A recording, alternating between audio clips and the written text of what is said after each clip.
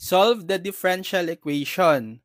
dy over dx is equal to secant squared x secant cube y. So what type of differential equation is this? This is actually separable dE because we can transform this dE into p of y dy equal to q of x dx. Okay. So we can separate first the dy and the dx. So we can multiply both sides by dx first. So dy over dx times dx. So you will cancel out the dx.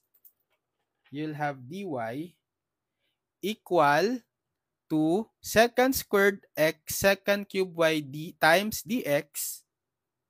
Secant squared x secant cube y dx. And then the goal is to have dy multiplied only with function of y and to have dx multiplied only by function of x. So there's no problem with dy because it's just multiplied by 1, invisible coefficient of 1. But for the dx, what we must get rid is this secant cube y because it is a function of y. So secant squared x is good to retain in the dx because it's function of x. But for the secant cube y, we must get rid of that here by dividing both sides by secant cube x. So if we divide both sides by secant cube y, we'll have dy over secant cube y equal to cancel out the secant cube y, secant squared x dx. Now that we have separated the variable, dy is multiplied by function of y alone, which is 1 over secant cube y, and dx is multiplied by function of x alone, which is secant squared x. We can now integrate both sides.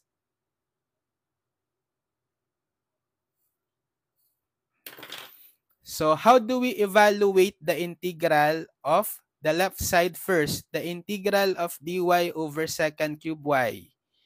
So if you try to apply reciprocal identity, 1 over secant cube y is equal to cosine cube y dy.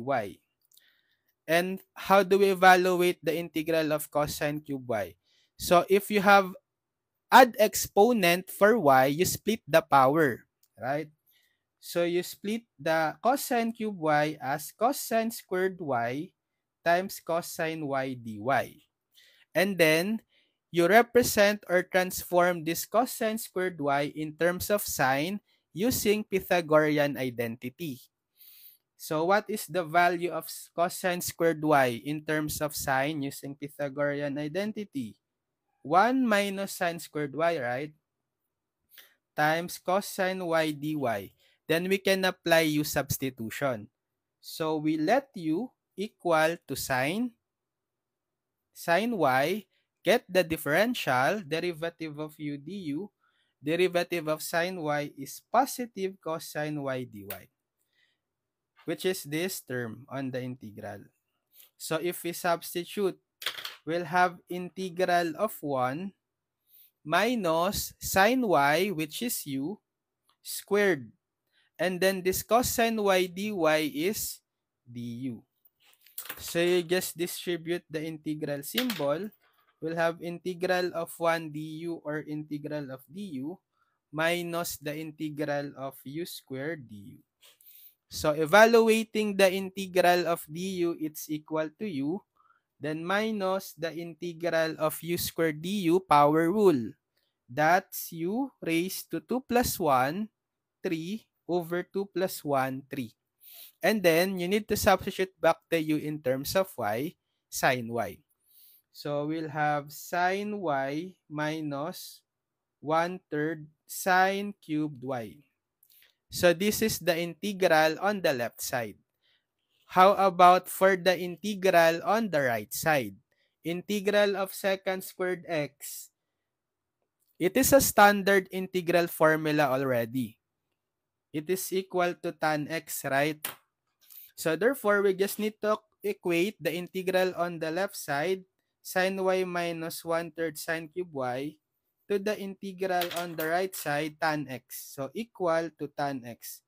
And then don't forget, since we integrate indefinite integral, we must put plus c for the constant of integration.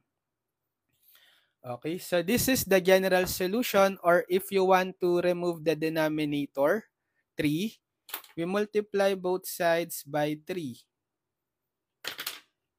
So distribute the 3. 3 sine y minus 3 times 1/3, cancel the 3.